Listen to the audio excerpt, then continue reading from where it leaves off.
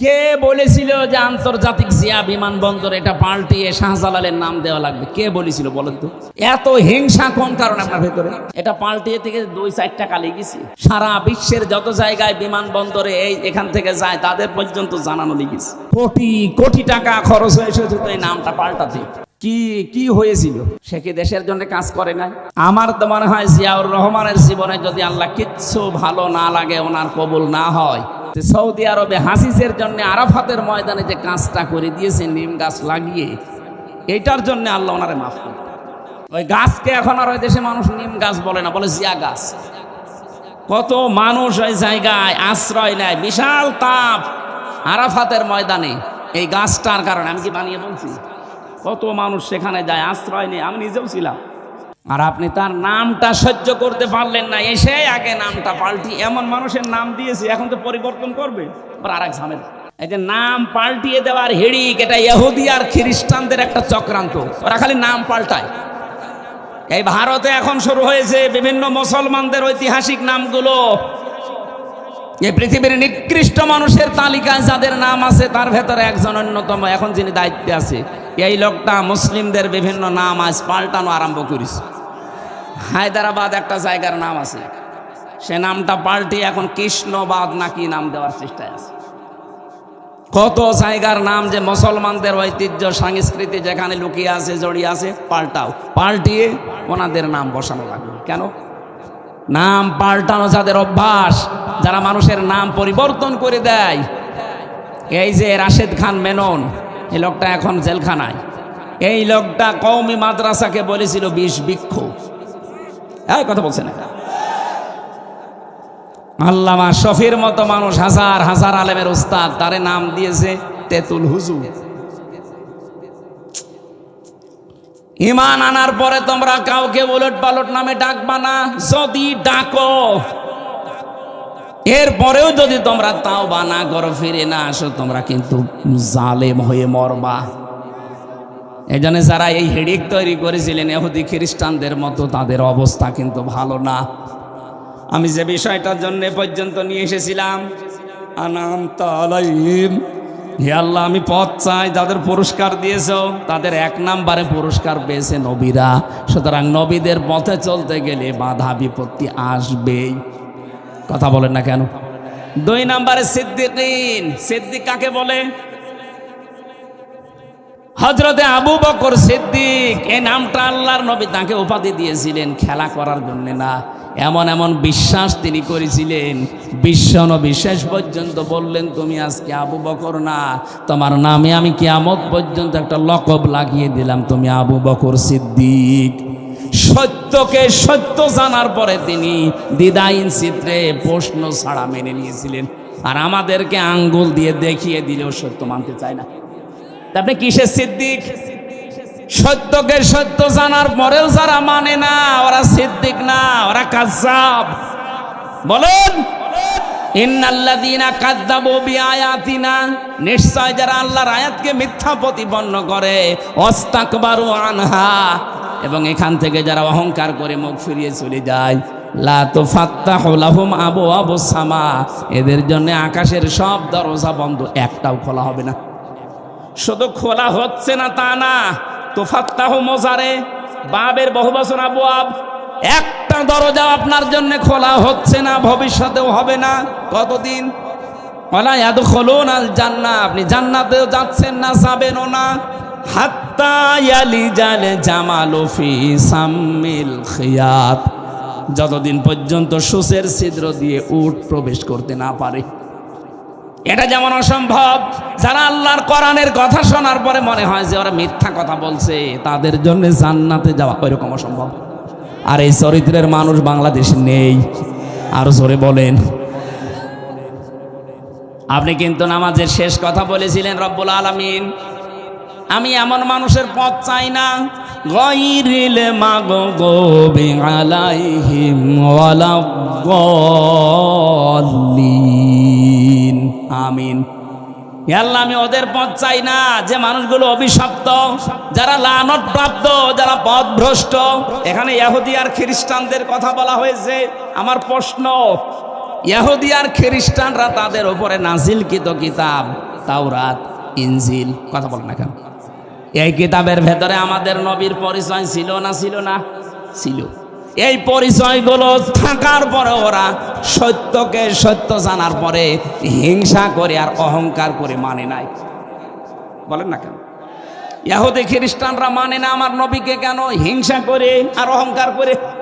ওরা বলে যে নবী যদি শেষ নবী হয়ে আসবে তা আমাদের ইহুদি বংশে আসবে, খ্রিস্টান ধর্মে আসবে, ও ইসলাম ধর্ম মুসলমানদের, ওটা আমরা মানি না। এটা হিংসা করে আর অহংকার করে। এই জন্য আমরা প্রত্যেক দিন 172 কোটি মানুষ তামাম দুনিয়ায় যারা আছে মুসলমান, সবাই তাদের জন্য বরদোয়া দিচ্ছি, গায়রিল মাগদুবি আলাইহিম ওয়ালাদ-দাল্লিন। অথচ এই বরদোয়া যে নিজের ঘাড়ে পড়ছে কোনোদিন টের পান না। ওরা সত্যকে সত্য জানার পরে হিংসা করে অহংকার করে মানে নাই। এই জন্য আল্লাহর লানত, আল্লাহর গজব, ওরা পথভ্রষ্ট। আর আমরা আঙ্গুল দিয়ে চোখে দেখিয়ে দিচ্ছি, এরপরেও সত্যকে সত্য জানার পরেও অনেকে মানতে চায় না। বলে না, এ হুজুর আমার দলের লোক না, এ হুজুর আমার বাবার মুরিদ না। এই কথা বলছে না কেন? বেশি বলছি না ঠিক বলছি? সুতরাং সত্যকে সত্য জানার পরও যারা হিংসা করে আর অহংকার করে মানেন না, আপনি ওই এক প্রকার ইহুদি আর খ্রিস্টান। আপনার নিজের বরদোয়া নিজের ওপরে বর্তাবে। আশা করি আপনি বুঝতে পেরেছেন। নামাজের ভেতরে দাঁড়িয়ে যেগুলো বলা হয়, এইগুলো যদি মানুষ বুঝতো তাহলে নামাজের দ্বারা তার জীবনটা পুরা পাল্টিয়ে যেত, অস্থিরতা দূর হয়ে যেত, কোনো বিপদে পড়লে হায় হতাশ করতো না। বহু মানুষকে আমি জেলখানায় গিয়ে এগুলো বাস্তবে প্র্যাকটিক্যাল দেখেছি। ওরাও আমাদের মতো মানুষ, কিন্তু নামাজি হওয়ার কারণে, যেভাবে পড়া দরকার, এই কারণে আল্লাহ এই গুণগুলো থেকে তাদেরকে অলরেডি বাঁচিয়ে দিয়েছেন। আমরাও আজকে থেকে বাঁচতে চাই।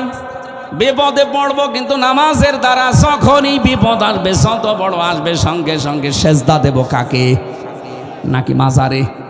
কে তো বিপদে পড়লে আগে মাজারে চলে যায়। কত নবীর জীবনী আল্লাহ কোরআনে দিলেন। একটা নবীর জীবনী আমাকে বলেন তো, যিনি বিপদে পড়লে মাজারে যেয়ে বলেছে আমারে বাঁচান? পাবেন? বলেন। যত বড় বিপদ হোক, আপনার তো বিয়ের 10 বছর পরে ছেলে মেয়ে হয় না। হযরতে ইব্রাহিম নবীর বিয়ের 91 বছর পর্যন্ত সন্তান হয়নি। একটা দিনের জন্য তিনি কোনো মাজারে, কোনো কবরে, কোনো বাবার কাছে গিয়ে বলেছিলেন যে একটা সন্তান দেন? বলেন। তিনি বলেছিলেন, সেজদা দিয়ে বলতেন, রব্বি হাবলি মিনাস সালিহিন, হে আল্লাহ তুমি আমাকে নেককার সন্তান দাও। একদিন 2 দিন না, বিয়ের পরে 91 বছর পর্যন্ত একই দোয়া করেছেন। কতদিন? 91 বছর পরে আল্লাহ তার ডাকে সাড়া দিয়ে তাকে একটা সন্তান দিলেন। ফাবাশশার না হবে গোলামিন হালিম, হে আল্লাহ তুমি আমাকে সুসংবাদ দিলে হালিমের। কিসের? একে চাচা হালিম? কি হালিম? মামা হালিম, চাচা হালিম না। এমন সন্তান আমাকে দাও যে ধৈর্যশীল। হযরতে ইসমাইল যে ধৈর্যের পরীক্ষা দিয়েছিলেন পৃথিবীতে, এইরকম জায়গায় দাঁড়িয়ে এত বড় বিশাল ধৈর্যের পরীক্ষা আজও কেউ দিতে পারেনি, কেউ পারবেও না। হযরতে ইসমাইলকে আল্লাহ উপহার দিলেন। খুব খেয়াল করে শুনবেন। হযরতে ইসমাইল আসলেন, ওনাকে ওই বাচ্চা অবস্থায় রেখে এসেছিলেন মরুভূমিতে। কাবা শরীফের এলাকায় ওই চত্বরে রাখার পরে তিনি দোয়া করেছিলেন, মাবুদ আমার এই সন্তান আর স্ত্রীকে রেখে গেলাম, দুধ এবং গোশতের অভাব যেন কোনোদিন না হয়। ওই এক দোয়া করেছিলেন। আজকের এই দিন পর্যন্ত কাবা শরীফের আশপাশে আপনি যে দেখবেন দুধ আর গোশতের অভাব নেই। হ্যাঁ, অন্যান্য ফল মাকড় আপনি ওখানে জন্মাতে দেখবেন না, ওগুলো তায়েফে হয়, আল কাসিমে হয়। কিন্তু এই জায়গায় পুরো আরব জাহানের ভেতরে বাংলাদেশের মতো 14টা দেশ যত বড়, সৌদি আরব একা এত বড়, এই বিশাল দেশে শুধু এই মক্কা এরিয়াতে দুধ, সে উটের দুধ বলেন, ছাগলের দুধ বলেন, দুম্বার দুধ বলেন, কোনো দুধের অভাব নেই, গোশতের অভাব নেই। হযরত ইব্রাহিম আমাদের জাতির পিতা দোয়া করেছিলেন একদিন 1000 বছর আগে। সেই দোয়া এখনো পর্যন্ত বলবৎ আছে, থাকবে ইলা ইয়াউমিল কিয়ামা, কিয়ামত পর্যন্ত। তার দোয়া কবুল হয়েছে কি করে লক্ষ্য করেন। হযরত ইব্রাহিম যখন বলেছিলেন আমাকে তুমি নেককার সন্তান দাও, আল্লাহ বলেন আমি গোলামিন হালিম দিলাম। উনি চিন্তা করলেন কেমন হালিম দেখে। হযরত ইব্রাহিমকে আল্লাহ যখন স্বপ্নে দেখিয়েছেন, ফালাম্মা বালাগা মাআহু সায়া ক্বালা ইয়া বুনাইয়া ইন্নী আরা ফিল মানামি আন্নী আযবাহুকা ফানজুর মাযা তারা। একটু খেয়াল করবেন, এখানে শিক্ষা আছে। হযরত ইব্রাহিম আলাইহিস সালাম সন্তানটা রেখে এসেছিলেন বাচ্চা বয়সে মরুভূমিতে। 13 বছর পরে সন্তানের সাথে দেখা। কত বছর বলেন বলেন? 13 বছর পরে ইবনে কাসির বলছে 13 বছর পরে যে একবারে সন্তানকে বলছে, সন্তান আমি স্বপ্নে দেখলাম আমি যেন তোমাকে জবাই করছি, তোমার রায়টা বলো। আমার প্রশ্ন হচ্ছে বিধানটা কার? এই যে আমি তোমার আসবাহুকা ফানজুর মাযা তারা, আমি স্বপ্নে দেখলাম তোমাকে জবাই করছি, এটা দেখিয়েছে কে? কারণ তো সাধারণ মানুষ না, নবী, আর নবীদের স্বপ্ন ওহী হয়। নবীদের স্বপ্ন কি হয় বলেন বলেন? নবীদের স্বপ্ন হয় ওহী। আল্লাহ নিজে তাকে আদেশ দিচ্ছে, আইন করছে যে জবাই করো সন্তানকে। এবার আমার প্রশ্ন, উনি কেন এসে নিজের সন্তান ইসমাইলকে বলবে বাবা ইয়া আবাতি ফাআল মা তুমার ফানজুর মাযা তারা, আমি দেখলাম তোমাকে জবাই করছে, এবার তোমার রায়টা বলো দেখি। কেন তার কাছে জিজ্ঞাসা করা লাগবে? কি বালেগ ছেলে, মাত্র 13 বছর বয়স। জবাব পেয়েছি আমি তাফসীরের ভেতরে। হযরত ইব্রাহিম আলাইহিস সালাম হইছে দোয়া করেছিলেন, রব্বি হাবলি মিনাস সালিহিন, হে আল্লাহ আমাকে নেককার সন্তান দাও। জবাবে আল্লাহ যে গোলামিন হালিম দিলেন, সহনশীল ধৈর্যশীল একটা সন্তান। উনি চিন্তা করলেন দেখি এবার পরীক্ষা করে কেমন হালিম দিয়েছে। একই চাচা হালিম না মামা হালিম? কেমন ধৈর্যশীল সন্তান আমি আজকে দেখি। নয়তো বিধান আল্লাহর, সন্তানকে ডাক দিয়ে জবাই করে দেবে। এই জায়গায় আবার বারবার প্রশ্ন করা দরকার কি, যে তোমার রায় বলো। উনি জানতে চেয়েছিলেন আল্লাহ যে হালিম দিলেন আসলে হালিম কিনা দেখি। সন্তানও এরকম হালিম, ডাক দিয়ে বলে ইয়া বাতি ফাআল মা তুমার, হে আমার বাবা যা আদিষ্ট হয়েছে আপনি পালন করেন। সাতাজিদুনি ইনশাআল্লাহু মিনাস সাবিরিন। আল্লাহ যদি ইচ্ছা করে, শব্দের দিকে তাকান, সাতাজিদুনি সিন দিয়েছেন, সাতাজিদুনি অবশ্যই আল্লাহ যদি চায় আপনি আমাকে ধৈর্যশীলদের মধ্যে একজন পাবেন, কিন্তু এক বচন দেননি। সাতাজিদুনি ইনশাআল্লাহু মিনাস সাবির বলেননি, সাবিরিন। হে বাবা, আমি ইসমাইল শুধু একা না, আমার মতো বহু ধৈর্যশীল দুনিয়াতে আছে, আমি তাদের ভেতরে একজন। তিনি যদি বলতেন সাবের, আমি একমাত্র সন্তান, তাহলে অহংকার চলে আসতো। কথা বুঝতেছেন?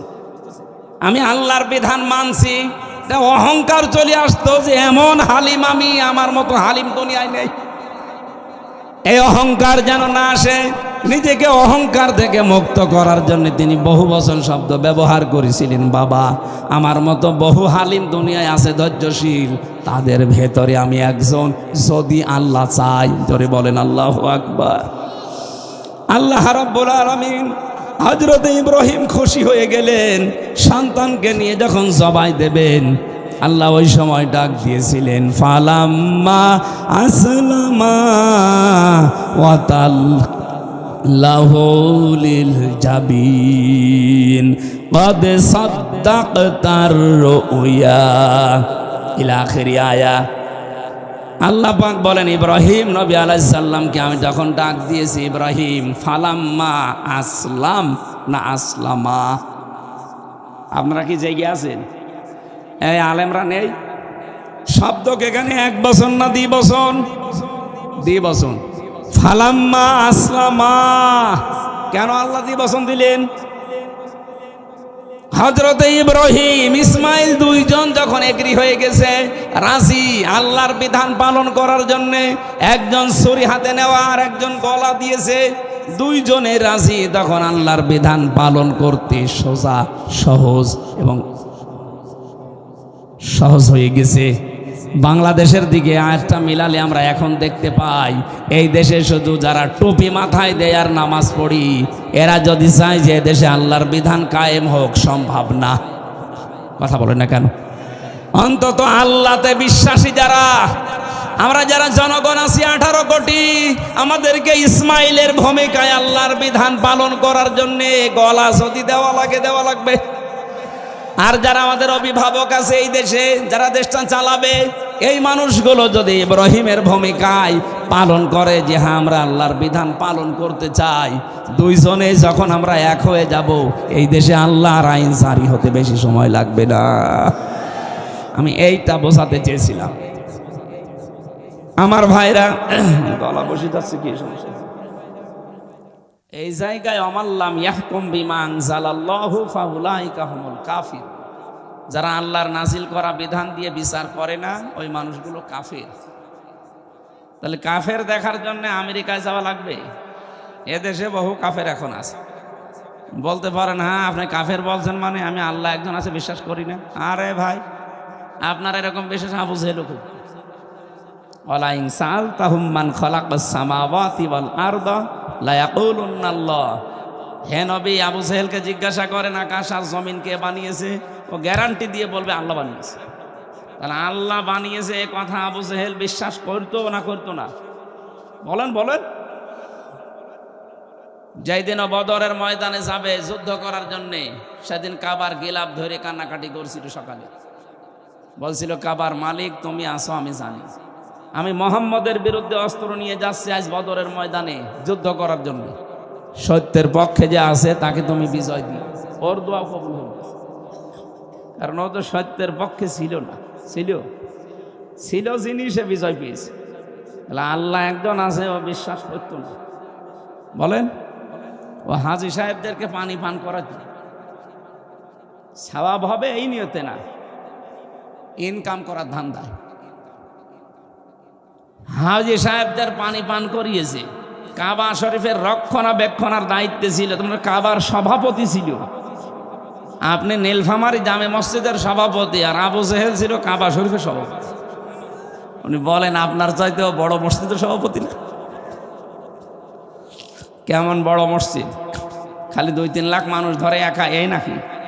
না, ইন্না আউওয়ালা বাইতি উযিআ লিন-নাস লাল্লাযী বিবাক্কাতা মুবারাকা ওয়া হুদাল লিল আলামিন। এই পৃথিবীর সর্বপ্রথম ঘর যেটা মানব জাতির জন্য বানানো হয়েছে সেটা মক্কায়। বাক্কা মানে মক্কা। বাক্কা মানে কি? এটা হচ্ছে মক্কার প্রাচীন নাম। কোরআনে কারিমে আল্লাহ মক্কার জায়গায় বাক্কা দিয়েছে। এই শহরের সর্বপ্রথম যে ঘরটা বানানো, এখানে আল্লাহ মোবারক বরকত দিয়ে রেখেছেন এবং পথ নির্দেশিকা আছে পৃথিবীর মানুষের জন্য। এইরকম একটা ঘরের সভাপতি ছিল আবু জেহেল। মারণের পরে ওকে আল্লাহ কি আপেল খাওয়াচ্ছে? আমি 2016 সালে গিয়েছিলাম হজে। বদরের ময়দানে আমারে নিয়ে গেল, যে ওই ময়দান দেখার জন্য। পাশে আমারে বলছে ড্রাইভার সাহেব যে এই যে এটা আবু জেহেলের কবর, এখানে বহু পানি দেওয়া হয়, কিন্তু কবরে ওরে তো আর মানে সে আদর করে মাটি দেয়নি, ওরা উব্দ করে রেখে দিয়েছে। এক কবরের ভেতরে 14 জন। কয়জন? 14 জন মরে গিয়েছিল না কাফের? ওখানে থেকে গ্যালন গ্যালন পানি উঠতেছে। পাশেই খেজুর বাগান, ওই পাশে সাহাবীদের কবর। কি শান্ত নির্মল পরিবেশে শুয়ে আছে তারা। আর এই শয়তানের কবরে এত পানি দেওয়া হয়, কোনো গাছ বাঁচে না, গাছ হলে মরে যায়। আল্লাহ ওরে আপেল খাওয়াচ্ছে, শরবত খাওয়াচ্ছে, কি খাওয়াচ্ছে টের পাচ্ছেন? নবীজি বলেন আমি স্বপ্নে দেখেছিলাম মেরাজের রাত্রে আমার চাচা আবু লাহাব আর আবু জেহেল, এটা আপন চাচা না, এটা গ্রাম সম্পর্কের চাচা, আর আবু লাহাব ছিল আপন চাচা। এই দুইজনকে ফেরেশতারা জাহান্নামের শিকল লাগিয়ে চারিদিকে আগুন লাগিয়ে দিয়েছে। তার মানে আগুন লেগে গেছে ওর কবরে, এটা নবীজি নিজে দেখে এসেছেন। এই জন্যে তো কোনো গাছ হয় না, পানি দিলেও গাছ মরে যায়। তা আমি বোঝাতে চাচ্ছিলাম আল্লাহ একজন আছে, আমরা যেমন বলি ও বিশ্বাস করত। কিন্তু আল্লাহর শক্তির সাথে, পাওয়ারের সাথে ও আর একজনকে যোগ করত। আমরা যেমন যোগ করে বসে আছি। বলতে পারেন আমরা যোগ করি মানে হ্যাঁ, ক্ষমতার উৎস জনগণ, এটা অনেকে বিশ্বাস করে না। অনেকের লেখাও আছে গঠনতন্ত্রে, ক্ষমতার উৎস জনগণ, এটা শিরিক। এটা যদি কেউ বিশ্বাস করেন সে মুশরিক। কথা বলছে না, আমি বললাম না ক্লাস চলছে, আজকে কিছু সংশোধন হয়ে যাওয়া লাগবে। সুতরাং এই বিশ্বাসে যারা আছেন আপনার ঈমান নেই। আপনার নামাজ, রোজা, হজ, যাকাত, দান, সাদগা, এই রাত জেগে মাহফিলে বসা সব মাঠে মারা যাচ্ছে। প্রমাণ করার জন্য কোন বড় হুজুর নিয়ে আসবেন, নিয়ে আসেন, যান। যদি মনে হয় যে ছোট মানুষ কি বলতেছে, কি বলছে মানে, যত বড় হুজুর নিয়ে আসবেন, নিয়ে এসে বসিয়ে রাখেন। আল্লাহ ক্ষমতার উৎস, এ কথা যারা বিশ্বাস করে না, যারা এ কথা বিশ্বাস করে জনগণ ক্ষমতার উৎস, তারা শিরিক করছে, ওরা মুশরিক। আর মুশরিক মরে গেলে ওর আমল নামা আল্লাহ ধনী কণার মতো মুখের উপর এভাবে নিক্ষেপ করবে। এটা আমি বানালাম। অকাদিমনা ইলা মা আমিলু মিন আমালিন ফাজআলনাহু হাবাআম মানসুরা। 23 নম্বর আয়াত, 19 নম্বর পারা, প্রথম নাম্বার পৃষ্ঠা, 4 নম্বর লাইনে আছে। এটা ফুরকান সূরা। আল্লাহ বলেন যারা শিরিক মিশ্রিত কোনো আমল নিয়ে আসবে, ওটা ধূলি কণার মতো ওর মুখের উপরে নিক্ষেপ করে দেব। বলেন নাউজুবিল্লাহ। এই জন্য যেটা বোঝাতে চাচ্ছি, কাটসাট কথা। আপনি যদি আল্লাহ বাদে অন্য কাউকে ক্ষমতার উৎস মনে করেন, বিশ্বাস করেন, ওই আকীদা নিয়ে থাকেন, আপনি মুশরিক, আপনার জান্নাত নেই। আপনাকে আবু জেহেলের মতো জাহান্নামে যাওয়া লাগবে। দুনিয়ার এই ছোট্ট জীবনে পরীক্ষায় এসে ফেল করে আবু জেহেলের মতো জাহান্নামী হবেন, আমরা এটা চাই না। আমরা চাই আমরা সবাই জান্নাতে যেতে চাই। বলেন, এই জন্য যারা এখানে এসেছেন, এ মানুষগুলো আজকে আমরা চাই তেলাওয়াতকৃত যে আয়াতগুলো পড়লাম, এখান থেকে অন্তত আমরা যেন কিছু নিয়ে যেতে পারি। আল্লাহ তুমি আমাদেরকে কিছু দিও, বলেন আমিন। 1500 বছর আগে নবীজির পিঠ থেকে আল্লাহ আইয়ামে জাহিলিয়াত, কি বললাম, আইয়ামে জাহিলিয়াতের যে বিশাল পাথর বোঝা সরিয়ে দিয়েছিলেন। আর 1500 বছর পর 2024 সালের 5 আগস্টে আমি জাহিলিয়াতের একটা পাথর আমাদের বুক থেকে আল্লাহ সরিয়ে দিয়েছে। আমার মনে হচ্ছে শব্দ দুইটা প্রায় কাছাকাছি, আই এম এ আর আমি, দুইটা একরকম না? আপনি রাগ করলেও আমি বলবো, কারণ ওদের যে কর্মকাণ্ড 15.5 বছরে পেলাম, এই কারণে বলছি। বিশেষ করে 2006 থেকে 24 পর্যন্ত যে অত্যাচার, জুলুম আর নির্যাতন চালিয়েছে মানুষ হয়ে, মানুষের উপরে আত্মীয় স্বজনও বাদ দেয়নি, নিজের আত্মীয় বাদ দেয়নি। আমার বংশের 100 জনের 98 জন এই দলে ছিল। তারা যে অত্যাচার করেছে, আমি আপন ভাতিজা তাদের, অথচ আমি 3টা বছর জেলে থাকাকালীন তারা আনন্দ করেছে। এই যে অত্যাচার, জুলুম, নির্যাতন এভাবে করলেন, আপনার বিবেক কি মরে গিয়েছিল? আপনি নিজেও জানতেন যে আমার এই ভাইয়ের ছেলে কিচ্ছু জানে না, এ নিরপরাধ, এ কোরআনের কথাগুলো প্রচার করে বেড়ায়, এইটাই তার অপরাধ। এটা যদি আমার অপরাধ হয়, তাহলে আমার গ্রামের যে মসজিদে যারা ওরা নামাজ পড়তো, ওরা এই কোরআন দিয়ে পড়তো না? আমি প্রচার করি, ওরা কোরআনে কারিমের আয়াত দিয়ে নামাজ পড়ে। ওরা অপরাধী হলে ওরা অপরাধী, কিন্তু ওদের কোনো বিচার নেই। আমার ধোয়া তুলসী পাতা, আর যত দোষ এই নন্দ ঘোষের। সুতরাং এই জুলুম, নির্যাতন, অত্যাচারের সাথে যারা ছিলেন, পৃথিবীর বিভিন্ন দেশে আমরা যুগে যুগে দেখেছি, জালেম যারা মানুষের উপর অত্যাচার করেছিল, তাদেরকে নিষিদ্ধ করা হয়েছে। এরই ধারাবাহিকতায় আমরা চাই এদেশে 15.5 বছরে যারা জুলমের সাথে, নির্যাতনের সাথে, অত্যাচারের সাথে যারা জড়িত, এ রাষ্ট্রীয়ভাবে তাদেরকে কিয়ামত পর্যন্ত নিষিদ্ধ করে দেবে। এটা মানবতার শত্রু। যতদিন থাকবে একটা ক্যান্সার, শরীরে ক্যান্সার থাকলে না কাটা পর্যন্ত আপনি ভালো হবেন না। এই জন্য ক্যান্সারগুলো আমার মনে হয় বাদ দেওয়াই ভালো, কারণ যে ষড়যন্ত্র এখনো চলছে, এদেরকে যদি মাইনাস করা না যায়, আরামে ঘুমানো সম্ভব না। এমনকি কবরে যেও চিন্তায় থাকা লাগবে। হ্যাঁ, কারণ যাদেরকে রেখে যাচ্ছি, এই মানুষগুলোর ওপরে যে কি চলবে আপনি টের পাচ্ছেন না। এই জন্য নূহ নবী শেষ পর্যন্ত 950 বছর দাওয়াতি কাজ করে এইটা বলেছি, রব্বিলা তাদারনি ফারদা, রব্বিলা তাজারনি, হে আমার মালিক তোমাকে আমি বলছি তুমি ছেড়ে দিবা না।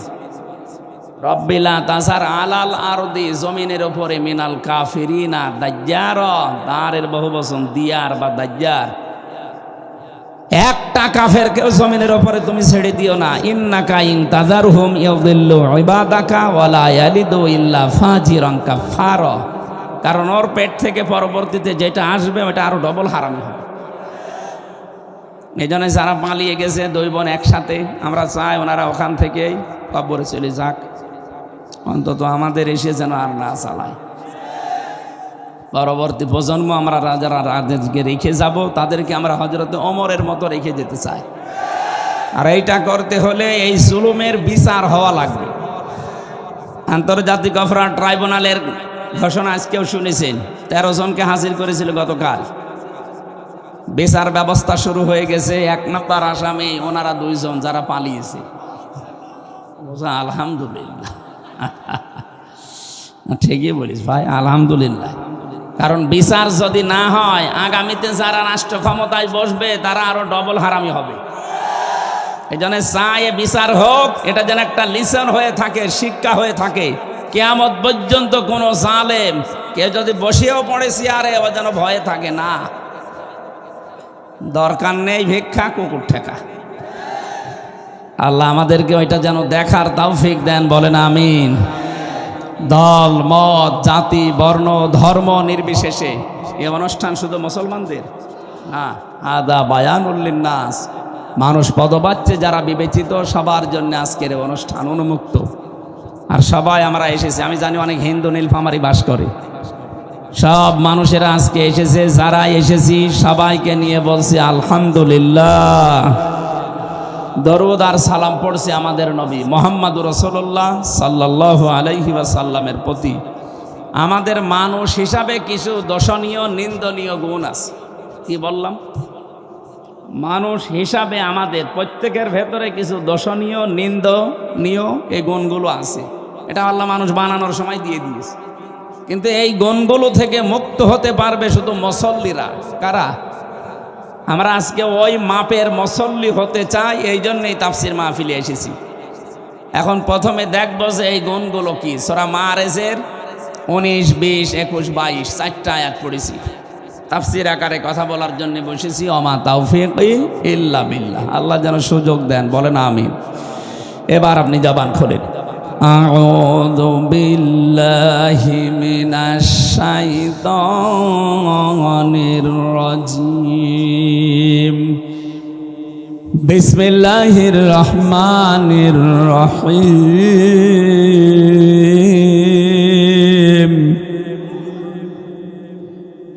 ইন্নাল ইনসানা খুলিকা হালুআ। আল্লাহ পাক বলেন অবশ্যই আমি মানুষকে বানিয়েছি হালুয়া। হালুয়া দিয়ে? হ্যাঁ, কি দিয়ে? অবশ্য হালুয়া। আরে ভাই, এটা তো আরবি শব্দ। হালুয়া দিয়ে আল্লাহ বানায়নি, তাহলে তো মানুষ খেয়ে ফেলবে। আল্লাহ মানুষকে বানিয়েছে হালুয়া করে। হালুয়া শব্দের বাংলা অর্থ হচ্ছে অস্থির। হালুয়া মানে কি? এখানে যত মানুষ আমরা আছি প্রত্যেকে অস্থির। মানুষ এক জায়গায় বসে থাকতে চায় না। যত আনন্দ দেন, যত আরাম দেন, আপনি এক জায়গায় বসে থাকার মতো কিছু দিয়ে আল্লাহ মানুষকে বানায়নিও, সব সময় অস্থির। এই যে জেলখানায় সুইডেন আসলাম ছিল আর 27 বছর, 5 তলায় ছিল, আমরা 4 তলায়। এক একজন আছে, কেউ 27 বছর, কেউ 45 বছর একটা ঘরের ভেতরে। এদিকে 1.5-2.5 হাত, এদিকে খুব বেশি হলো 3.5 হাত। এতটুকু একটা ঘরে একটা মানুষ আছে কত বছর? 45 বছর। মকিম গাজী আছে আজ 42 বছর। ওরা 160 বছর জেল। ও যদি বেরও হয় কোনো দিন, ও আবার জীবিত হয়ে কবরে যাবে, আবার বের হবে, আবার কবরে যাবে। তারা 160 বছর হায়াত আছে ওর। এই যে সুইডেন আসলাম, এখানে মার্ডার করতো, সুইডেনে চলে যেত, ওখানে মার্ডার করতো, এখানে চলে আসতো, নামই হয়ে গেছে সুইডেন আসলাম। ওর জীবনে দিয়ে একটা সিনেমা বানিয়েছে চলচ্চিত্রে, মান্নার আসলাম ভাই। মনে করছেন হুজুর কিছু জানে না, সব খবর আমার কাছে আছে। উনি একদিন রাত 9:30 ফাঁসির কন্ডেম সেলের ভেতরে আমার এসে বলছে, আমির হামজা কই? যে এই তো। আমি তো ওনার চিনি না। বললাম কে আপনি? বলছে একটা মাসলা জিজ্ঞাসা করব হুজুর। বলেন তো কি?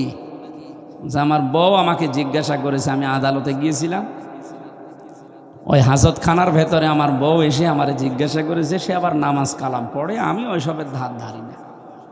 সে যেহেতু নামাজ কালাম পড়ে তো, আর 27 বছর আমি জেলে আছি। আমি কথাগুলো শোনার পরে মনে করলাম যে এত বড় মনে হয় কোনো কিছু হবে, কারণ 4:30 5টার পরে সব লক আপ লাগিয়ে দেয়, কেউ আর বাইরে থাকে না। অথচ ওই লোকটা আসছে রাত 9:30, এ পাওয়ার আছে। প্রশ্নের উত্তর দেওয়ার পরে বললাম কে আপনি? আমি সুইডেন আসলাম। ও ভাই বলেন, ওরে বাপ, এর নাম শুনলে 1 গ্লাস পানি খাওয়া লাগে। আরে আমার কাছে এসেছে এই যে লোকটা আজকে 27 বছর জেলের ভেতরে এক ঘরে, যেহেতু উনি ফাঁসির আসামি, বহু মামলা বহু মার্ডারের আসামি উনি। শুনলাম যে সরকার আসার পরে ওনাকে ছেড়ে দিয়েছে। বলেন তো এই লোকটা আরামে আছে, মানে ওর ভেতরে থেকেও বাইরে ওর কমপক্ষে 20-22 লাখ টাকা উপায় আছে। ওনার যে ডান হাত বাম হাত বিভিন্ন হাত আছে, ওই হাতে উপায় করে আর জেলের ভেতর ওনার জন্য পাঠায়। বলেন সুবহানাল্লাহ। আমরা এই রকম যারা বসে আছি, জীবনে 1 মাসে 1 লাখ টাকা উপায় হয় না, আর ওর একটা ঘরের ভেতরে বসে বিভিন্ন হাত কাজ করছে, প্রতি মাসে মাসে সব খরচ বাদ দিয়েও 20-22 লাখ টাকা ওনার নামে আল্লাহর রাস্তায় পাঠায়। এই মানুষটার এত শান্তি, তার যে বেড, আমাদেরকে কম্বল দিত একটা পেড়ে থাকার জন্য, আর তার যে জাজিম দিয়ে বেড বানানো, তার ঘরের ভেতরে টিভি সেট করা, ওয়াইফাই লাইন দেওয়া, সব ব্যবস্থা। প্রতিদিন 2টা 3টা 4টা করে পত্রিকা আসে, মানে বাড়ির মতো। খাবার দাবারও উন্নত তার জন্য। এত কিছু থাকার পরেও লোকটা শুকিয়ে শুকিয়ে প্যারালাইজড হয়ে গেছে। আমি আসার আগে দেখেছিলাম একটা সাইড পড়ে গেছে, অনেক বয়স তো। যে লোকটা 27 বছর জেলে আছে, কমপক্ষে 30 বছর 35 বছর বয়স না হলে তার জেলে ঢোকেনি। এতগুলো মার্ডার করা লেগেছে, তারপরে তো যে সেই হিসাবে তার বয়স প্রায় 65-70 বছর হবে। এই বয়সে এতদিন পর্যন্ত একটা ঘরে কাটিয়ে দিল জীবনটা, কোনো কাজ করা লাগে না, কোনো কাজ নেই। 24 ঘন্টা শুধু বসে থাকা, খাওয়া আর ঘুমানো। কিন্তু মানুষকে আল্লাহ যে বানিয়েছে অস্থির করে, এই যে হালুয়া, এই কারণে তার শান্তি নেই। আমরা বাইরে 24 ঘন্টার 18 ঘন্টাও যদি পরিশ্রম করি, তারপরও মনে শান্তি আছে, কারণ জেলে যারা আছে ওদের চাইতে ভালো আছে, কারণ আমরা মুক্ত, যেখানে ইচ্ছা সেখানে যেতে পারি। আর এই লোকটা এই 4 দেওয়ালের মাঝেই এতগুলো বছর কাটিয়ে দিল। আল্লাহ বলেন আমি মানুষকে বানিয়েছি অস্থির করি, ও সব সময় ব্যস্ত। আর আমাদের ভেতরে আয়াতটার বাস্তবতা আছে না নেই? আছে, আমরা সব সময় ব্যস্ত। আমি পয়েন্ট আকারে বলি, দেখেন ভালো লাগবে ইনশাআল্লাহ।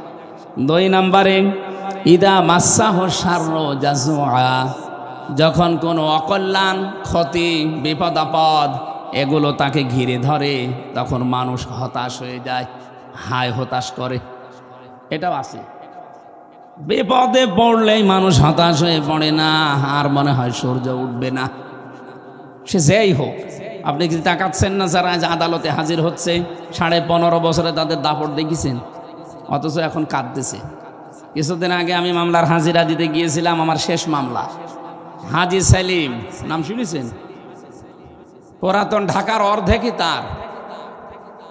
এক কাঁটা জমির দাম যেখানে 1.5 কোটি 2 কোটি টাকা এক কাঁটা জমির দাম, সেখানে অর্ধেক পুরান ঢাকা তার। আপনি হিসাব করেন কত কিছুর মালিক সে। কথা বলতে পারে না, এখন মুখ বন্ধ হয়ে গেছে, জবান আল্লাহ কেড়ে নিয়েছে, এখন গোগা করে। দেখলাম আদালতের এজলাসে দাঁড়িয়ে এই লোকটা হাওমাও করে শিশুর মতো কাঁদছে, অথচ তার যে বাহিনী, তার ডান হাত, বাম হাত, উপরের হাত, নিচের হাত, বিভিন্ন হাত আছে, এতগুলো হাত তার কাজ করে। 15.5 বছরে রাজার মতো কাটিয়েছে, অথচ বিপদে পড়েছে, এখন শিশুর মতো কাঁদতেছে। নৌকা মার্কায় দাঁড়ায় উনি, নৌকা আর বলতে পারে না, এখন বলে হৌকা, শব্দটা উচ্চারণ হয় না ওনার। আমি এই যে জাজুয়া বলছিলাম, মানুষ বিপদে পড়লে যত রকমের শক্তিশালী লোক হোক, ও হতাশ হয়ে পড়ে। কি হয় বলেন বলেন? ওয়াইজা মাসসাহুল খায়রু মানুআ, আল্লাহ বলেন মানুষ যখন কল্যাণ কিছু পায়, যখন নিয়ামত পায়, যখন ভালো কিছু দুনিয়াতে পায়, তখনও কৃপণ হয়ে যায়, কিপটা হয়ে যায়, বকিল হয়ে যায়। এই যে গুণগুলো আল্লাহ বললেন মানুষের, কম বেশি সবার ভেতরে দুনিয়ায় আছে না নেই বলেন? কিন্তু কে বলছেন বলেন তো? কিন্তু ইল্লা মানে কিন্তু আল্লাহ পাক বলেন ইল্লাল মুসাল্লিন,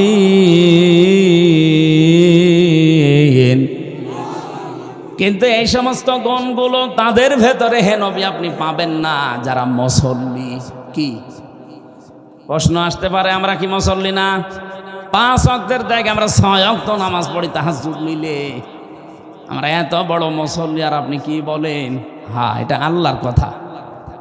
মানুষ অস্থির, মানুষ বিপদে পড়লে হতাশ হয়ে পড়ে, কোনো নিয়ামত পেলে, ভালো কিছু আসলে জীবনে কৃপণ হয়ে যায়, সম্পদ পেলে। সবার ভেতরে এই গুণ থাকবে না, শুধু মুসল্লি যারা তারা এই গুণগুলো থেকে মুক্ত থাকবে। এবার আপনি নিজের সাথে মিলান তো, যারা বসে আছেন, আপনি মনে করেন আমি তো মুসল্লি, এই গুণগুলো থেকে আপনি এখনো মুক্ত হতে পেরেছেন না? পারেননি।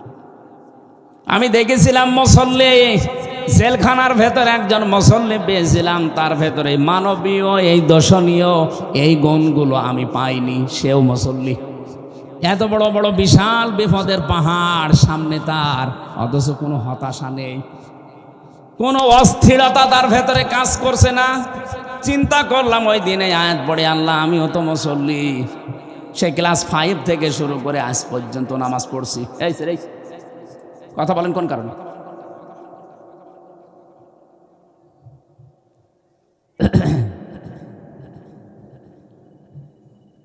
আমি এতদিন পর্যন্ত 33 বছর বয়স আমার তো মনে হচ্ছে 11 বছর বয়স থেকে আমার নামাজ আর কামাই যায়নি, অন্তত ফরজ নামাজ।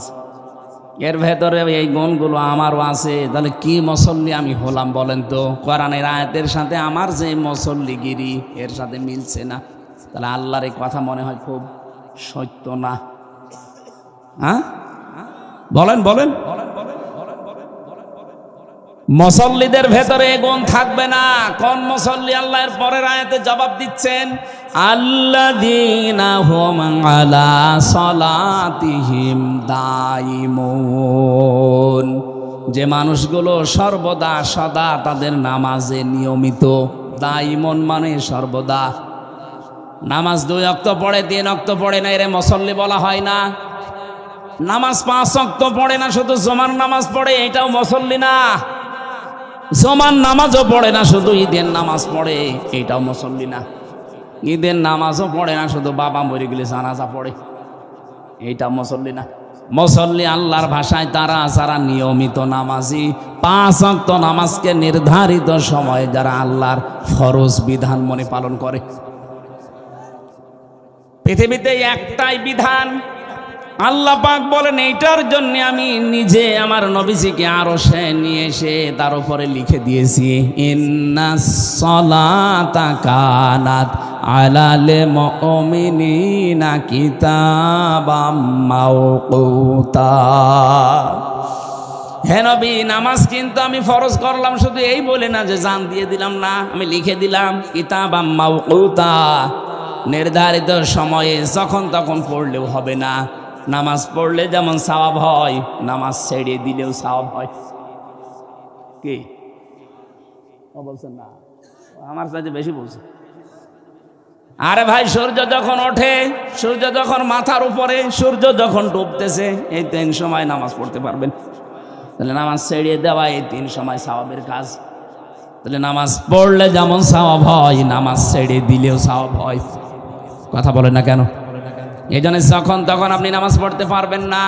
নামাজের জন্য কিতাবাম মাওকুতা, ওয়াক্ত মতো, সময় মতো নির্ধারিত করে পড়া লাগবে। এই জন্য মুসল্লি আল্লাহর ভাষায় তারা যারা 5 ওয়াক্ত নামাজকে নির্ধারিত সময় আদায় করে নেয়। মানবীয় গুণ, দর্শনীয় কিছু গুণ আছে, এগুলো আমাদের ভেতরে সবার আছে, কিন্তু মুসল্লিদের ভেতরে নেই। প্রশ্ন আসতে পারে, এরকম মুসল্লি তো বাংলাদেশে নেই। হ্যাঁ আছে, খুব কম। কি আছে? কম। আপনি নামাজে লম্বা সেজদা দেবেন, নফল নামাজে দেখবেন আস্তে আস্তে অভ্যাস তৈরি হবে। এখানে এমন কেউ আছেন জীবনে 1 ঘন্টার জন্য একটা সেজদা দিয়েছেন? না। আমি জেলখানায় বহু মানুষ পেয়েছি যারা এক সেজদায় 40 মিনিট, 50 মিনিট, 1 ঘন্টা কাটিয়ে দিচ্ছে। কি বলছে সে জানে আর আল্লাহ জানে। আমরা মনে করি সুবহান রাব্বিয়াল আলা 3 বার বলতে না 30 সেকেন্ড লাগে, অথচ সে কি বলছে বলেন তো? 1-1.5 ঘন্টা সেজদাই পড়ে আছে। রাত 2:30টা 3টায় ওঠে 2 রাকাত নামাজ পড়তে 2 ঘন্টা চলে যাচ্ছে। যেহেতু নফল নামাজে মাতৃভাষায় চাওয়া জায়েজ আছে, আর সবচাইতে বেশি মানুষের দোয়া কবুল হওয়ার জায়গা সেজদায়। কোন মানুষ যখন সেজদায় চলে যায়, ও যেন আল্লাহর কাছাকাছি হয়ে যায়। ওয়াসজুদ ওয়াকতারিব।